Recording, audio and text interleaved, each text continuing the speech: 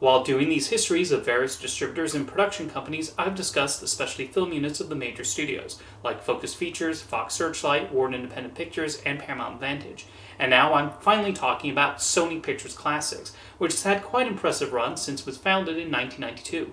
In fact, Michael Barker and Tom Bernard, who first founded SPC alongside Marcy Bloom, are still running it today.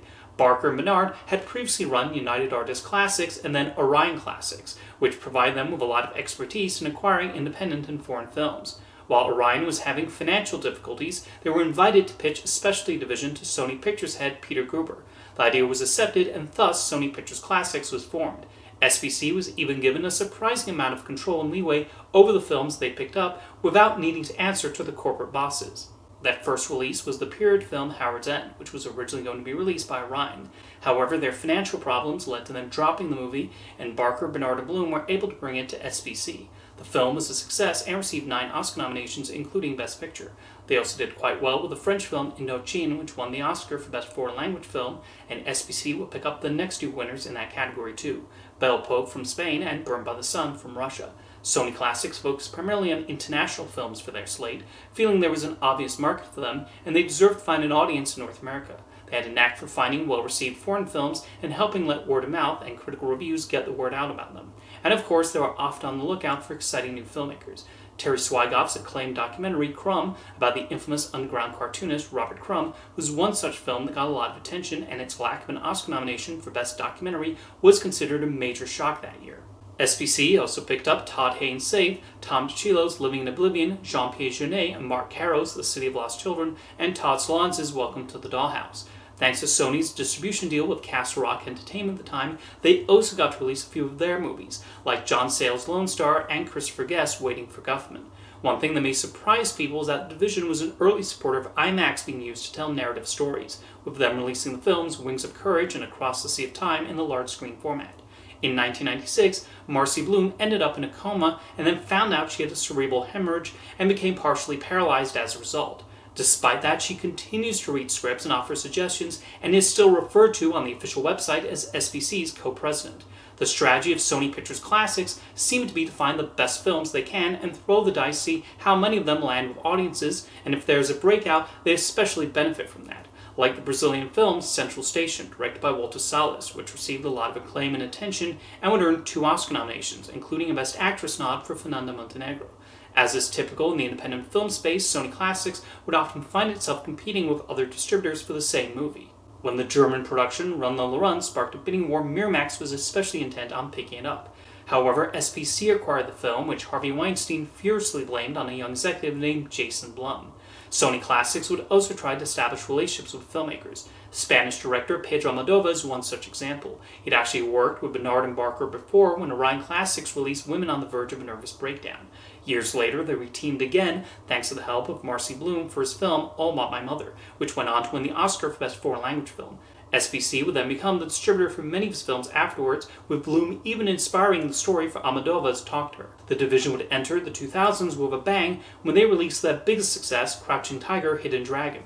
Directed by Ang Lee, its martial arts action and swooping vistas wowed viewers and became the first non-English language film to make over $100 million at the North American box office. It would also receive 10 Oscar nominations, including Best Picture, and sparked a wider interest in Asian action films in the West. It showed their knack for finding international films that could appeal to viewers willing to read subtitles, although Crouching Tiger was able to reach beyond that audience. It's why Sony Pictures was happy to continue letting the unit do that thing, especially since it's been profitable every year, with Barker and Bernard saying they had no interest in breaking the company coffers and bankrolling more expensive films, in contrast to the Weinstein brothers over at Miramax. They knew the right kinds of foreign films, documentaries, and independent American productions to pick up and support, which would result in decent box office and Oscar recognition.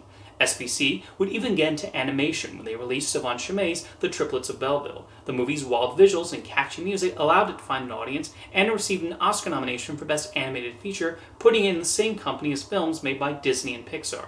And among the documentaries they released at the time, a few of the most notable were the Oscar-nominated Winged Migration, which followed flocks of birds flying through the skies, and Errol Morris's Oscar-winning The Fog of War, which interviewed the former United States Secretary of Defense Robert McNamara.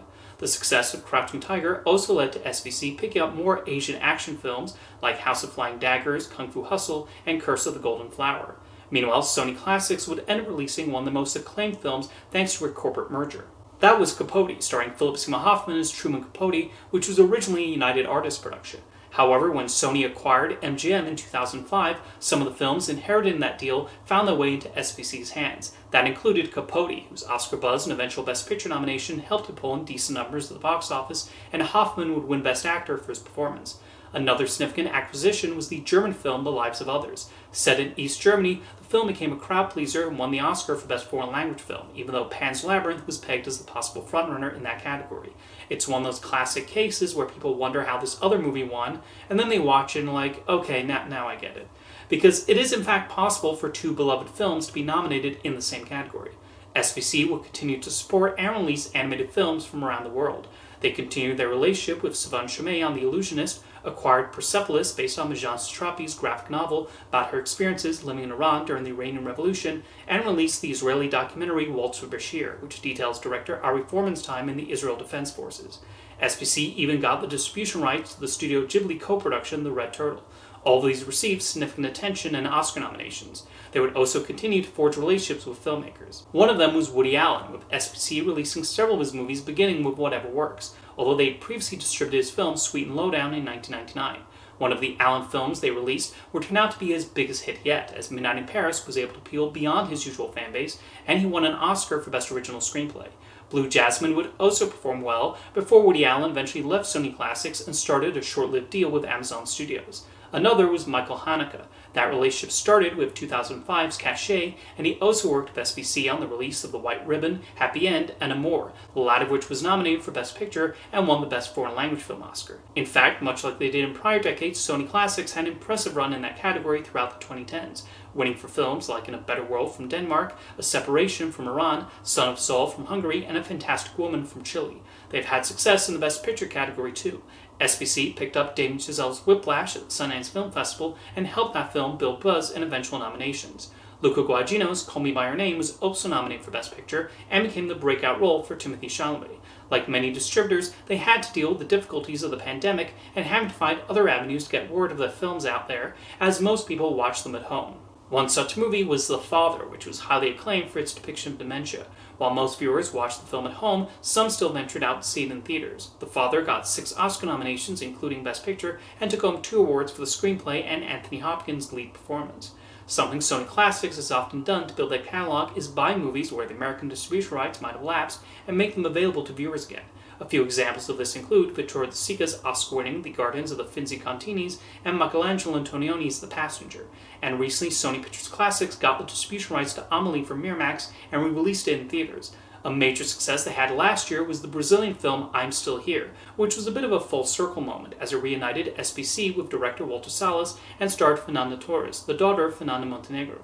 Through word of mouth, the movie was able to build an audience and surprise many when it received an Oscar nomination for Best Picture, which few pundits had predicted. Torres also followed in her mother's footsteps and was nominated for Best Actress. Those nominations probably led to more Academy members giving it a watch, and Best International Feature became a close race between I'm Still Here and Emilia Perez, with the former winning much to the joy of many Brazilians. So what does Sony Pictures Classics have coming up soon? Well, they have the usual assortment of international films, including a few animated ones. Mamoru Hosoda's action movie Scarlet was originally going to be released in North America through Columbia Pictures, but SPC will now handle the film in its award season campaign. They also have Sivan Chomay's new film Magnificent Life, which they were one of the early backers on. SPC picked up The President's Cake, which is Iraq's entry for the international feature category of the Oscars, and they of course have Pedro Almodovar's next film, Bitter Christmas. It's impressive what Tom Bernard, Michael Barker, and Marcy Bloom were able to build of Sony Pictures Classics, and it's great that the corporate higher-ups have been happy to mostly let them do whatever they want, recognizing the value of the documentary, international, and indie films they acquire. Even though I've talked a lot about the films SPC has distributed over the years, I've mentioned merely a fraction of them, and looking over their entire catalog is not a bad way to find recommendations for worthwhile movies to watch from around the world. See you next time.